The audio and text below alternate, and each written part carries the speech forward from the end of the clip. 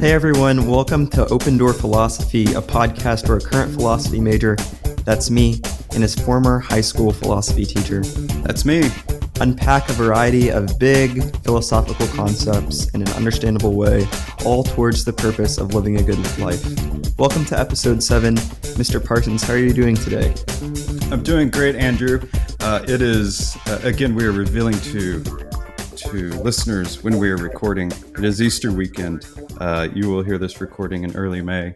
And it is, as you can expect on an Easter day, a lovely spring day. It's a little overcast, but all is well in my world. How's everything with you?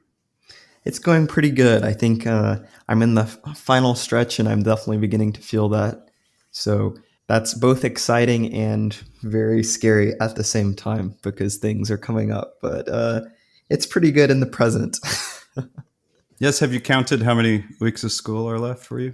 I believe I have 4 weeks of school left. So, oh, holy cow! Really? Yeah, I get out very early. So that's very nice.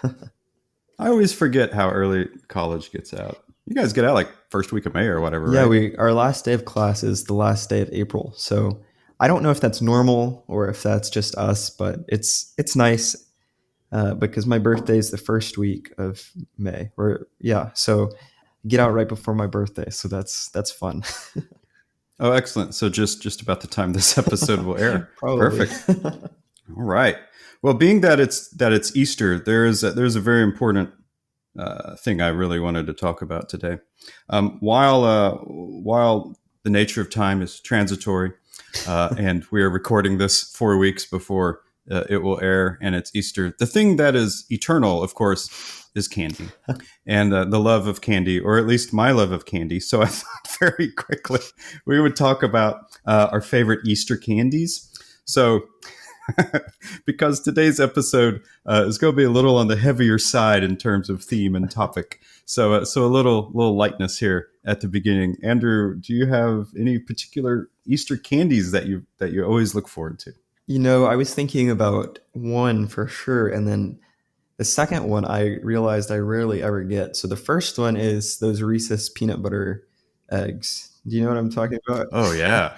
I hadn't thought about those. Oh, those are good. Those are pretty good. I think my mom always gets those for us, and I always really enjoy those. So that's always fun. And then the second one, I realized I rarely ever get. Have you ever? I think they're called the Cadbury eggs. Is that what they're called? Oh, that was on my list. Oh, no. Yes, the Cadbury eggs. I realized that I only get those when I go to Kroger. Which is our local supermart store, I guess, in the South. Uh-huh. And they have those at the checkout, and I'm always like, oh, that's such a good deal. So those are always fantastic. Yes, so the Cadbury eggs are top of my list. Okay. When it comes to just an incredibly luxurious candy experience. I love the Cadbury eggs. They are so good, and they're so rich. My gosh. Yeah, they come in individual. They're sold individually, and they only need to be because they are so rich. There's no, you'll never want to eat 4 or 5 in a row, for sure. Let's see, what else do I like? When I was growing up, I loved jelly beans. Oh. In fact, I really liked licorice jelly beans. My mom, i.e. the Easter Bunny, would always have a plastic egg full of just licorice jelly beans for me. That's so nice. I know, it's yeah, that is sweet. I don't know that I love the licorice jelly beans as much as I did when I was 8, but there's always Peeps. Yeah. A lot of people say they're terrible, and they kind of are. But there's something about them that's just peep-tastic. I don't know. It takes me back. It takes me back to my childhood. There's the classic, and I think overrated chocolate bunny. Yeah, I agree. You gotta have some. Yeah, those are usually, it's like cheap chocolate. You gotta have some. At my age, if you're gonna eat some candy, it's got to be good because you're gonna have the calories. I think they are cool though. Oh, they're cool. You know something that I just saw when I was in the store the other day? They're actually having like huge chocolate eggs. Like they're just huge, like the size of I don't know. I don't even know what they're the size of. They're just like Like a basketball? maybe a tiny bit smaller than that. But yeah, Uh I was just shocked when I saw that. Like, huh. how do you even eat this? Oh man, surely those are hollow. I hope they Oh, were. that does make me think of the giant Hershey Kisses. Oh, right, right, right, right. Those are solid Yeah, chocolate. those are good. Yeah, yeah, yeah. Well, disappointingly, I've no Easter candy this year. I actually saw my mom came and visited me yesterday, which was very, very nice. And she brought me a really nice little bag of some Easter candy, which was much needed and made me feel very happy. So that was great. Oh, that's so nice. This is one of the real disadvantages of us recording in different places because if we were recording in the same room, you could share some of that candy with me. When we're able to be in person, I will, whenever that is. Even if it's in June, I will. I'll keep some. Okay, I'm looking forward to it. So I'm sure everyone's wondering, after looking at today's episode title, why are we talking about death? And that's a good question. About 6 months ago now, I joined this discussion group where our main focus for the reading group was talking about this book by someone named Lydia Dugdale. She's a medical doctor and professor at Columbia. She wrote this book recently called The Lost Art of Dying. And we were discussing that in the reading group and what it means to die well. Up until this point in my life, I never really had thought much about how you live impacts how you die, if that makes any sense at all. But basically, the book is that in order to have a good death, you have to be preparing for it in your life. And one of the ideas in the book is that nowadays it's very much a medically oriented book, I suppose, but the premise, I guess, is nowadays compared to in our past, we're very disconnected with death because of hospitals and hospice care and our life-saving procedures that we're able to do. And so we're very disconnected and have this really fantastical idea of death and how one dies. So it might seem grim, but I think it's an important topic to discuss. Mr. Parsons, do you how did you feel when I brought up this episode to you? Well, I think it's a great idea. We joke a lot in philosophy that, you know, it hasn't been a philosophy class, until we've brought up the death in one way or another. It almost comes up on a daily basis in philosophy. It is an interesting topic to talk about because most of philosophy, or a lot of philosophy that we engage with, is something that we can at least relate to some type of experience. And death is one of those topics that we can't. Like, no one here on this planet currently has experienced death. They might have come close to it, but no one has experienced death. And so the best you can do is, observe it through other people's interactions with it, how they've handled the passing of loved ones in their lives, and certainly if you've had someone who's close to you that has passed. But as far as like direct experience, obviously we have none. And so in a way, I feel a little humbled to speak about this topic. I don't feel necessarily unqualified because, everything in philosophy is, a lot of it is, not everything, but a lot of it is theory. And so this is theory as well. It just happens to be a theory about something that I've not really experienced, certainly not directly. I don't know. So that's kind of, those were kind of some of the initial thoughts I had when you brought it up. And just as a matter of how this relates to your life, and that's something that this podcast is really trying to focus on, how philosophy can be most practical to people. For one, everyone's going to die. It's a fact of life, I guess. Not I guess. It just is a fact of life that everyone will die. So of course it's important. It is significant. And secondly, at least from my university, a lot of my friends, a lot of them want to be in the healthcare profession. Most of them want to be doctors. It's a very medical, pre-med school. When I was doing a lot of thinking on this topic, it was mostly with students who were either in medical school right now or were planning on being in medical school.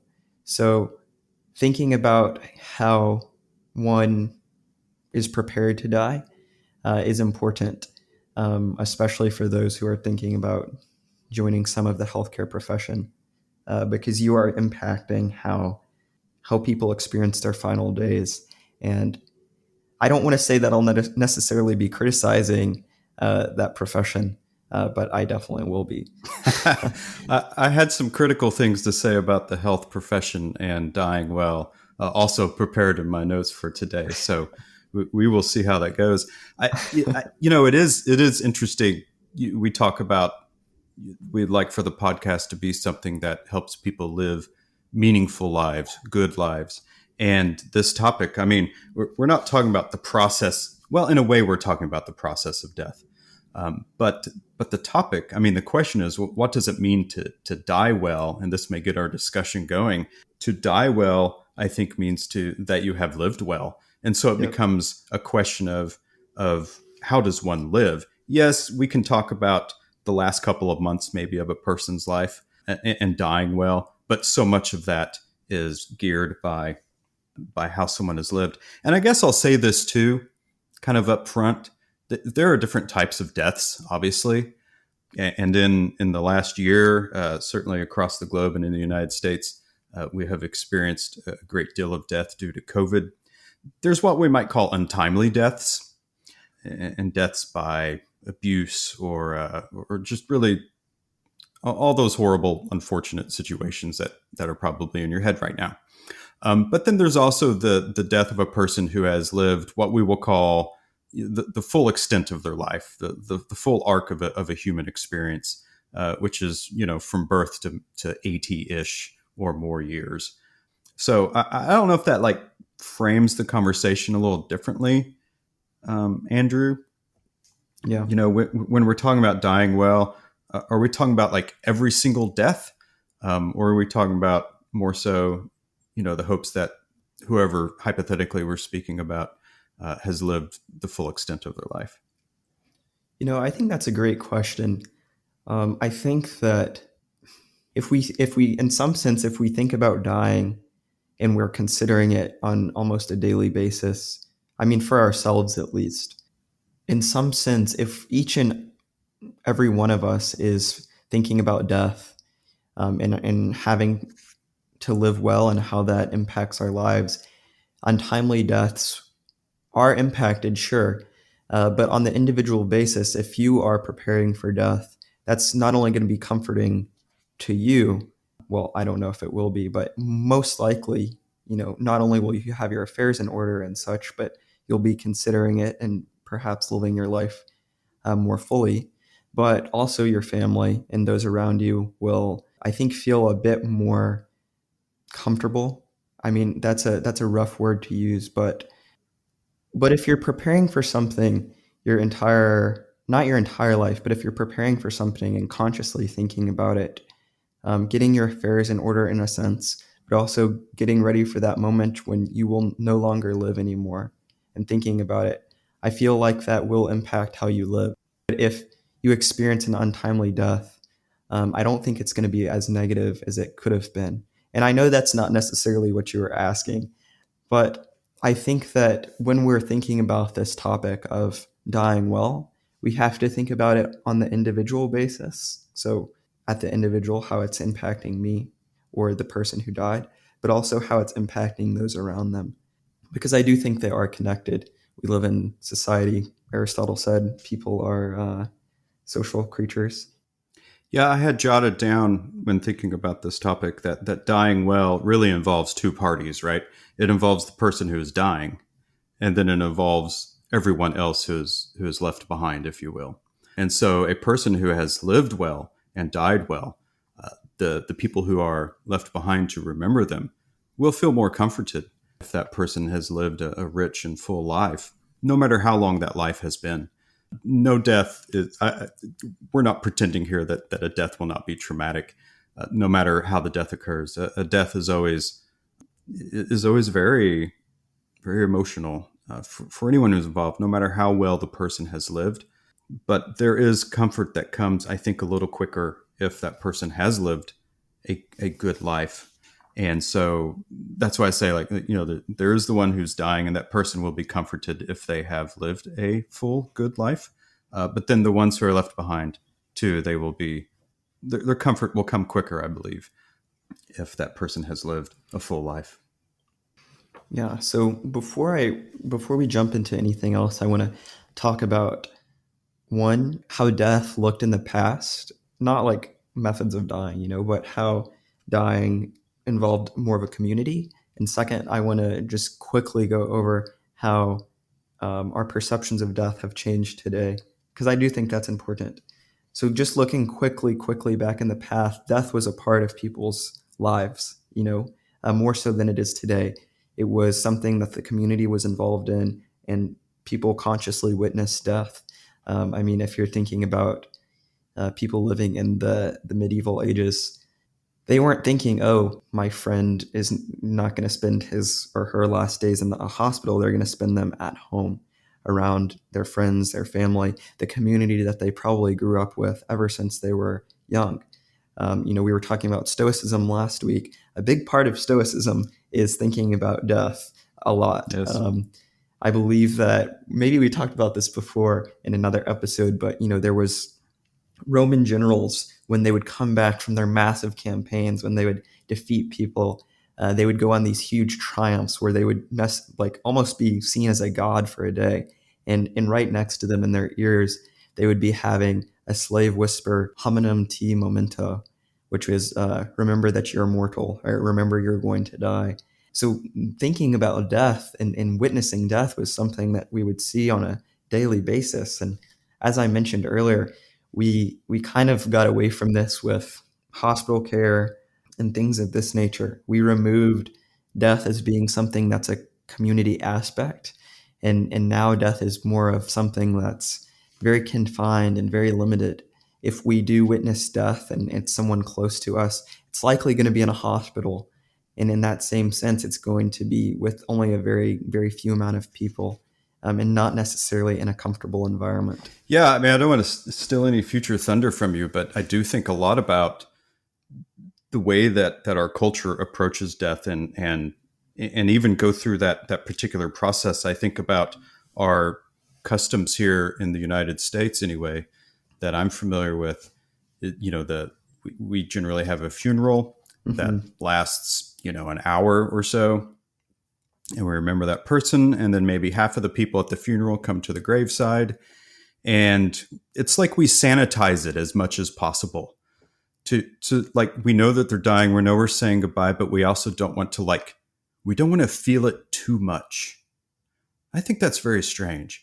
Even at the graveside burials, I've seen, I mean, obviously the casket is hanging over over the burial plot, and of course that means dirt has been dug out of the ground, and off to the side I've seen the pile of dirt covered with what is basically astroturf, like fake grass, Yeah. so that we don't even think about the fact that this person's going into the ground.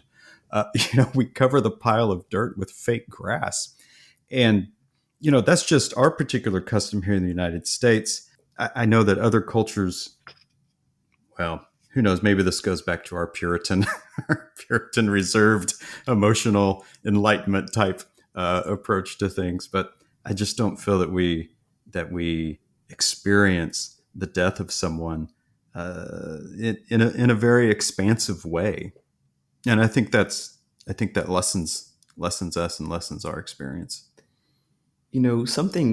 Something that you just made me remember when you were talking about funerals is how much they are theatricized, in a sense. When we go to a funeral, there's a certain order of procession that takes place.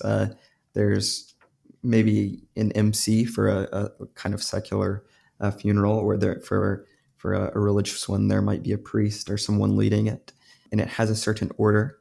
and people say things at a specific time. And then there's the whole funeral procession itself where people go march or they drive in a car to the place that the funeral's taking place. And there is a negative aspect about that, sure. But at a funeral, it is, in a sense, a way that the community is getting together, where the community is getting together and they are remembering someone who used to be part of their community. But what's kind of funny, I mean, it's not funny, but we don't do this when people are alive, when they're on their when they're on their deathbed. And that's something that I find almost cruel, because we're remembering this person when they are dead, when it's easy to, it's not easy, of course, but when it's convenient to remember them. But we're not often taking the time to do this, or we're not able really to do this to give them a good death themselves. We're not allowing them to come back and remember all the memories and such.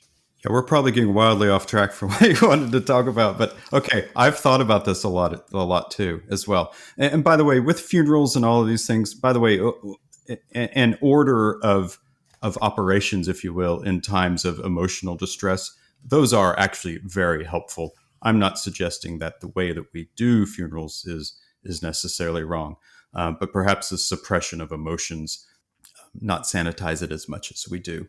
But as far as like saying goodbye to people, I've really become aware of this in the age of social media, where when someone dies, now there's this collective outpouring for, especially if it's a famous person, this collective outpouring online, Twitter, Facebook, whatever, where all these people are saying all these wonderful things about this person who has passed.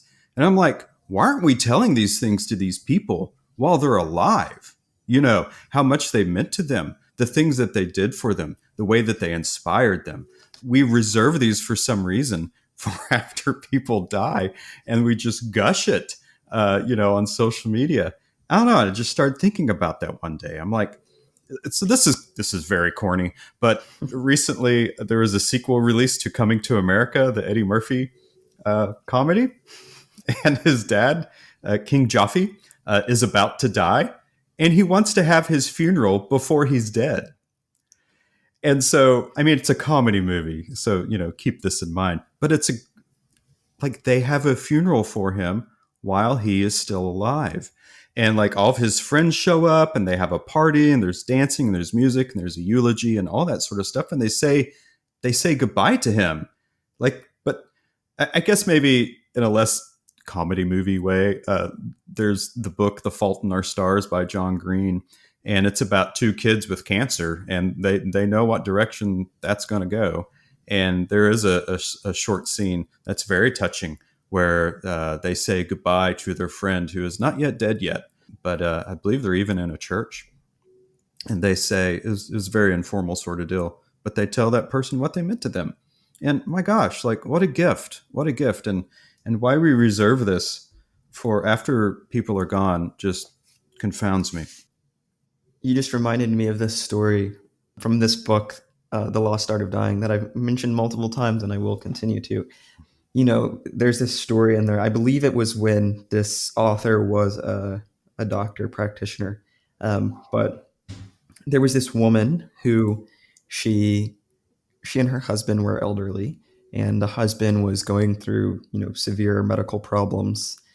So for a few months, she and her husband would go to the doctor visits, together, and they were going through these things together, or she was going through these things with him. And then one night she went home, and she left the hospital on the night of her anniversary, and she, of course, for these past 5 months, she was expecting that he would die. She was preparing all the legal documents, the funeral, etc. So that night at the hospital, when she came home, the hospital called her, and they said that he passed away. He died, and she felt immense grief that she wasn't there with him. Of course, she was sad, right? They'd spent their entire lives together, and she, after that, she did feel good, because she been preparing for his death, but of course she was sad, and she was wondering what will this be like? What will my life be like after he's, not after he's dead, but after I bury him? So next day she goes to the hospital. She walks into the room, which is going to have his body. And as she walks in, she hears her husband's voice. And, he says hello. And then he's like, why haven't you came and seen me for the past few days? And she's like, I thought you were dead. This is kind of one of these dry humor moments where the hospital actually accidentally called her and told her that he was dead. Oh Um, no. uh, yeah, but the hospital made a mistake, and she got to learn from her mistakes. And although she did prepare well the first time around, she knew like the feeling. She knew what was wrong. This is a very long story. Promise I'm almost done. But she knew what she did wrong the first time around. She almost had a second experience, a second going at his death. So when he finally did die a few months later, this is a funny-ish quote. She said, "When the hospital called to tell me Harvey died, I didn't call my son right away to tell him. First, I called my boyfriend and told him to chill the champagne." Yeah.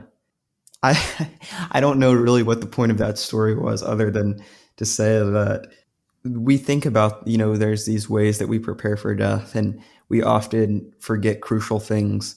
We think about preparing for death as preparing for these funeral expenses, getting the legal paperwork in order, but we often don't think about telling these people how much we mean to them.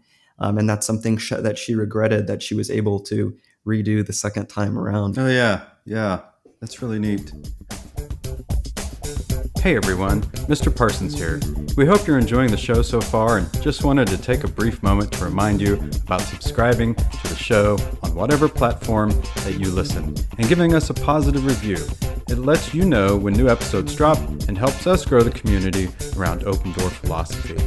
Also, we hope you'll join us for our next episode as we discuss non-dualistic thinking and how suffering is an important element leading to a more expansive and generous conception of others based on Richard Rohr's book, Falling Upward, A Spirituality for the Two Halves of Life. Okay, thanks so much, and now back to the show. So Andrew, I know you wanted to talk about death in terms of the medical industry and how we currently approach that. Yeah, I've thought about this a lot recently, especially after I read this book. And a few weeks ago, we were talking about Aristotle. This is going to be a wildly intro to this. Aristotle, he thinks about function. What is the role of something? So if we think about the role of a doctor, we think about them, making someone healthy, right?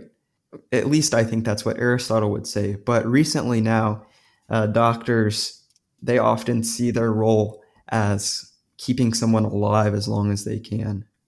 And before we have angry listeners telling us this is wrong, I don't think this is necessarily wrong in the case that Yeah. the medical students that I've talked to, the professors that I've talked to through them, they will all admit that's their goal. Like that's their number one goal. But in some sense, we have to ask ourselves, is this the right thing to do?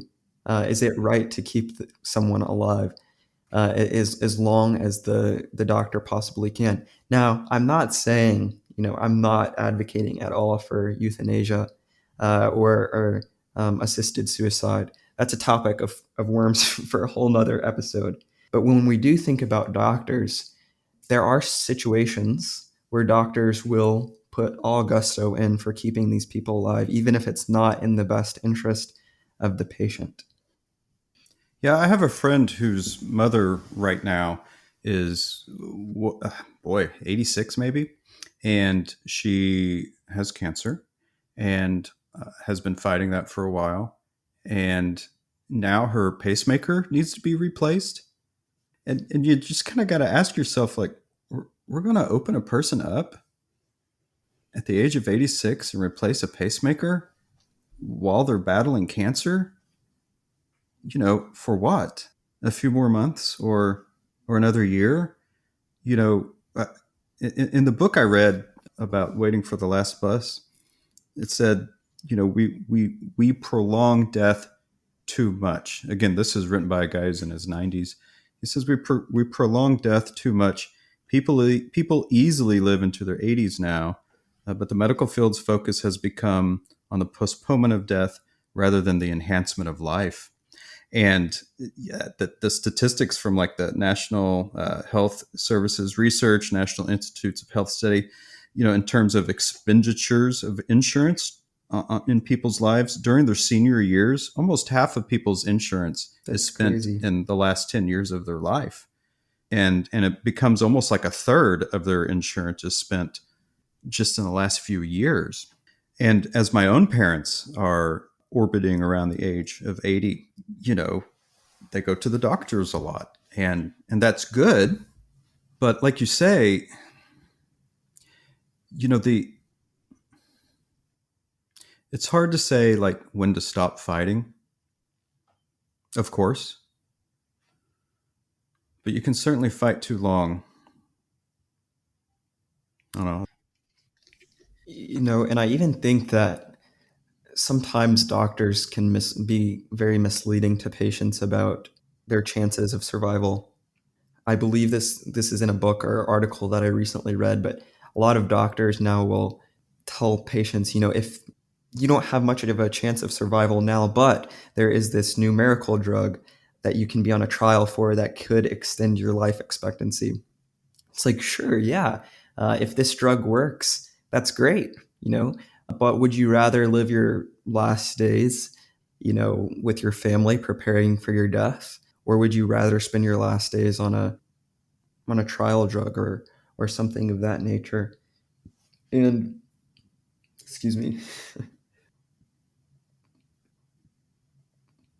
something else that I'm also think about a lot is this idea of CPR. In a lot of these TV dramas we see today, we see a doctor, pushing away on a patient and saving their life with CPR. I don't know what the success rate would be in dramas, but I think it's quite high. But in the real world, CPR doesn't really work that much. And the reality is only 10 to 20% of resuscitated patients survive to leave. And like I said before, I'm not saying that CPR is bad for patients who rightly need it. If your knee is going bad, for instance, and you're getting surgery on your knee and your heart fails during the surgery, I'm all for that, of course, but reviving someone who dies comes at a tremendous cost to the person's quality of life. Another story from this book that's talking about this. The author's talking about how she's early in her career and she's, I believe, having to operate or having to work on someone who has severe diabetes. She can't walk. She has heart disease. She's immobile. She has to walk around on a scooter to get around. And she suffered this heart attack. And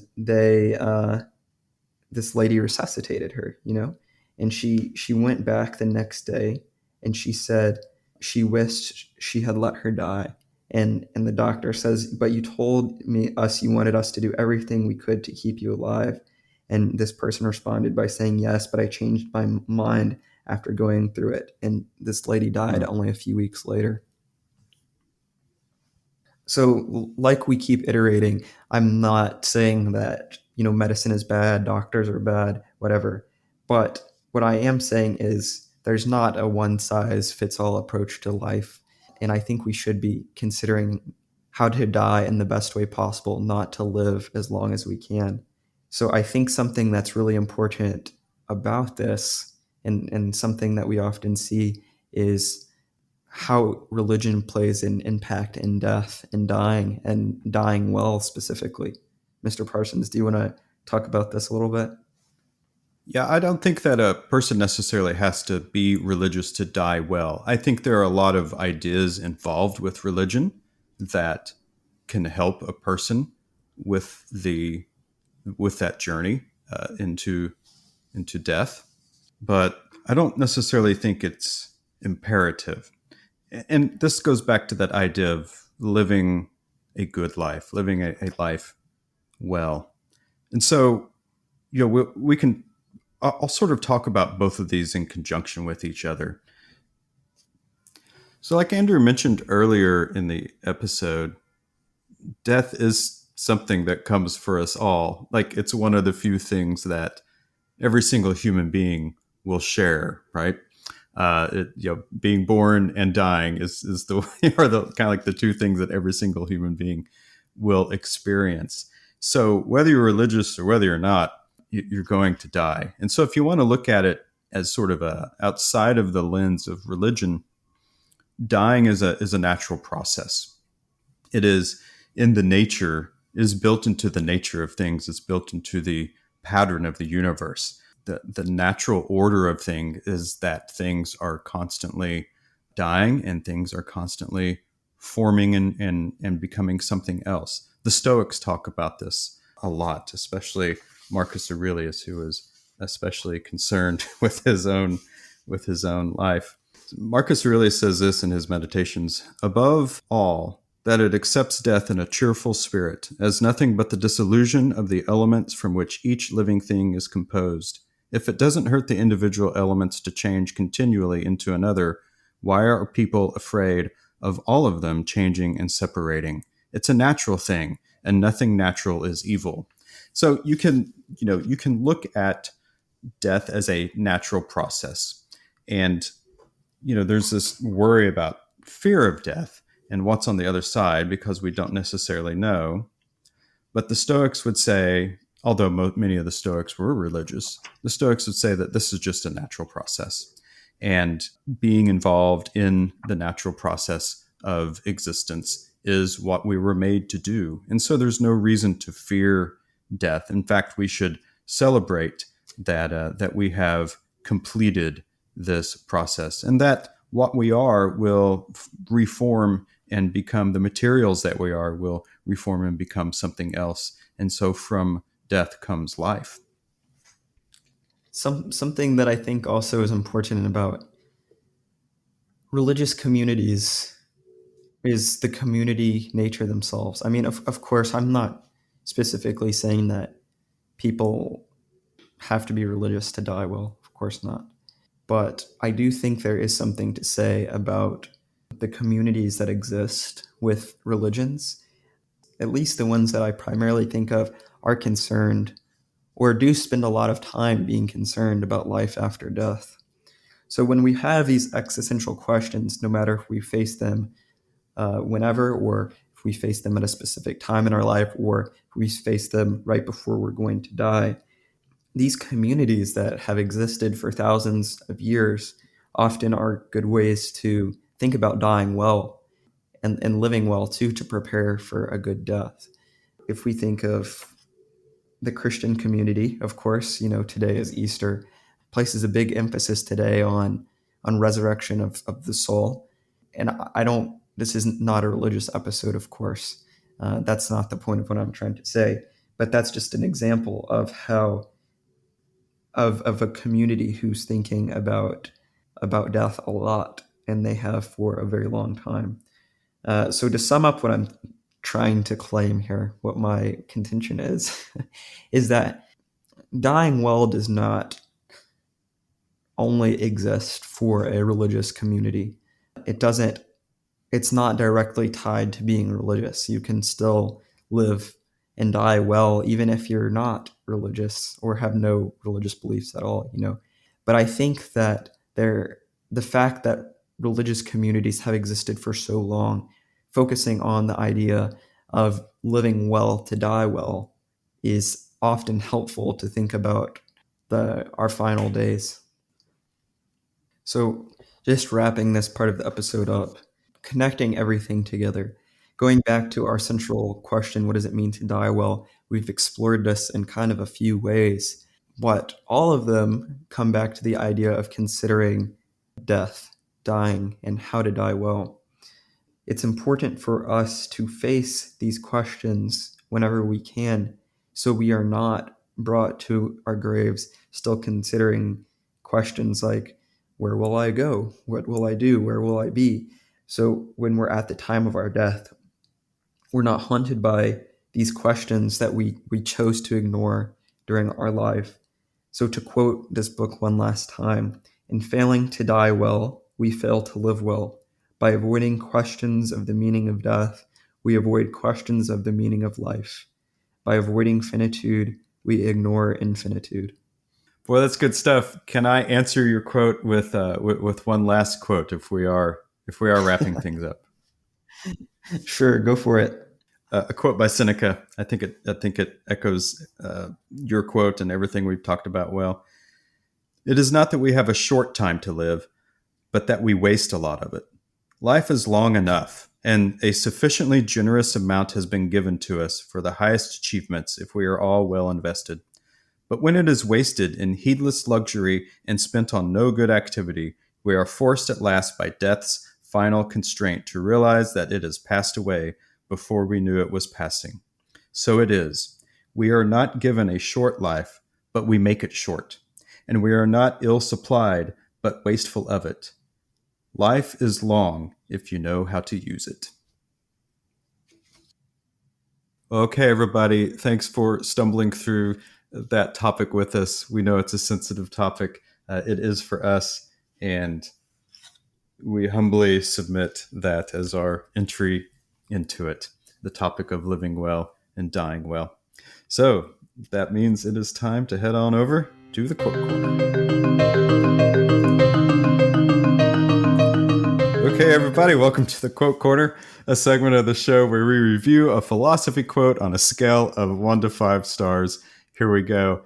Today, the quote was mine to choose, and being that we were dealing with a heavy topic, I thought I'd choose a quote that was a little more lighthearted.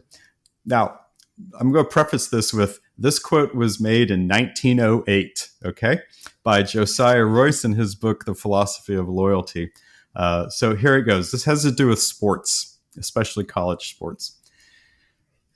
It is the extravagant publicity of our intercollegiate sports which is responsible for their principal evils. Leave wholesome youth to their natural life, not irritated and not aroused to unwise emotions by the exaggerated comments of the press, and our athletic organizations would serve their proper function of training the muscles as well as the souls of our youth to loyalty. So there you go. Josiah Royce is hammering away at the institution of intercollegiate sports and how it's corrupting the students. What do you think of that one, Andrew? That's funny. How do I go about this? Haha. This guy sounds like a Platonist. Oh, you're right. I No, he's an correct? idealist. Yeah. Yeah, I can totally tell. This last little sentence. Our organizations would serve their proper function of training the muscles as well as the souls. That's totally Yeah. Plato. Yeah. Plato says something like, we have to train both our bodies, our physical bodies, as well as our souls to be good. He wants to focus on that for the youth. So it just reminded me of that. I was talking to one of my friends yesterday about, he is an athlete at school. Rice isn't necessarily known for great athletics, but still his perspective matters, I think. And Hey, you guys won that national championship in baseball a few years ago. yeah, yeah, that is Yeah. true. That is true. That's true. Wait. Okay. Who knows if we'll put this to podcast? Didn't your football team, you had a huge win this year. They did beat Marshall, who was a That's right. top 15 team, I believe, which was crazy. Yeah, Marshall was ranked. It's like the first time you guys beat a ranked team It's since. been 40 or 50 years. That's right. Crazy. That's right. Rice Athletics, ladies and gentlemen. Go buy your swag now. Yeah. Anyway, he was telling me how hard it is to be a student and also be an athlete at the same time.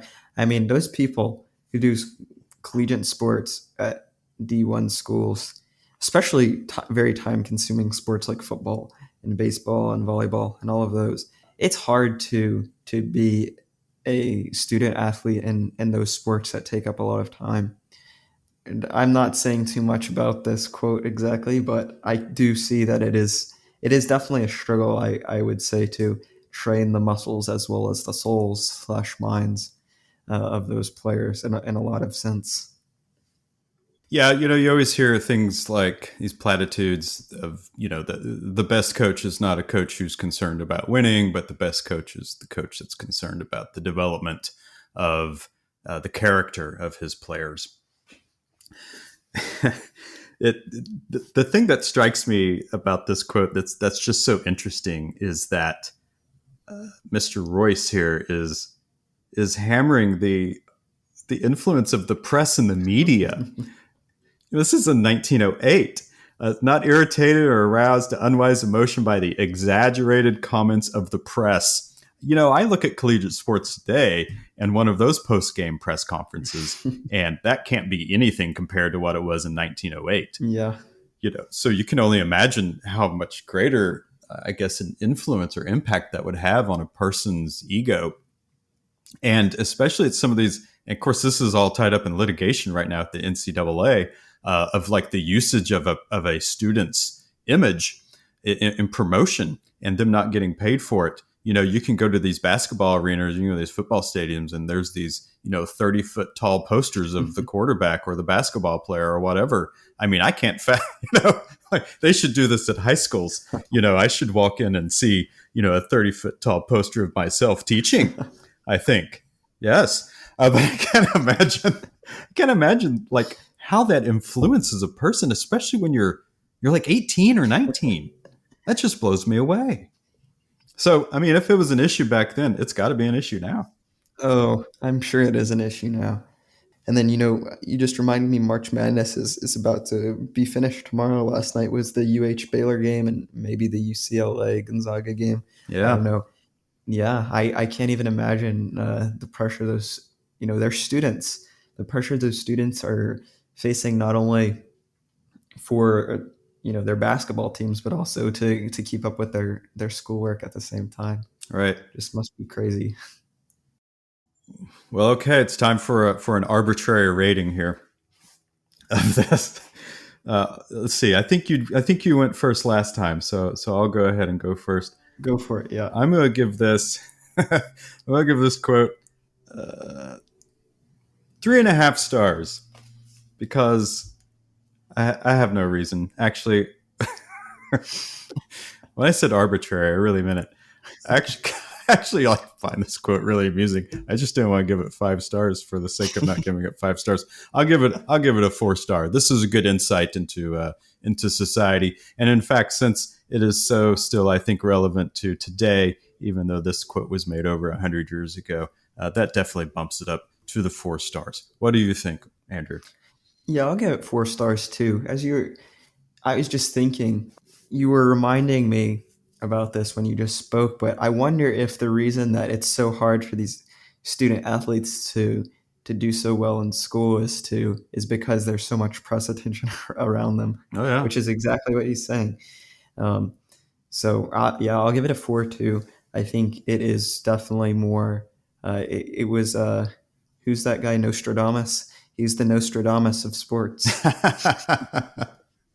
Well, there you have it. Oh, I like it. Yeah, boy, media attention even gets worse these days with social media because now these athletes can say and post whatever they want to. Johnny Manziel. Oh, good gravy. Well, we'll definitely end the podcast on that. All right. That's going to be it for today. Thank you so much, everyone, for listening. We really, really appreciate it that you spend an hour of your time or however long this is going to be with us. It means a lot to both of us. Absolutely. We'd love it also if you would like to leave us a positive review and hit that subscribe button wherever you listen to podcasts so you know when those new episodes drop. And of course, please pass it along to your friends who need some timely advice. Well, hopefully not timely advice. Anyway, on the art of dying well. Oh no. We'd love to hear from you. If you'd like to tell us what you think about the show, maybe this show specifically, have a question you would like for us to discuss or a philosophy quote you'd like for us to rate, please email us at opendoorphilosophy@gmail.com. It would make us very, very, very happy. Yeah, and you can follow All the Philosophy on Twitter and Instagram and our website at opendoorphilosophy.com, where you can find many of the things about the show, including our book lists and the quotes we've featured and other media that might be associated with the episode. Thank you so much for listening again. We'll see you next time. And remember, when your life seems in need of some philosophy, the door is always open.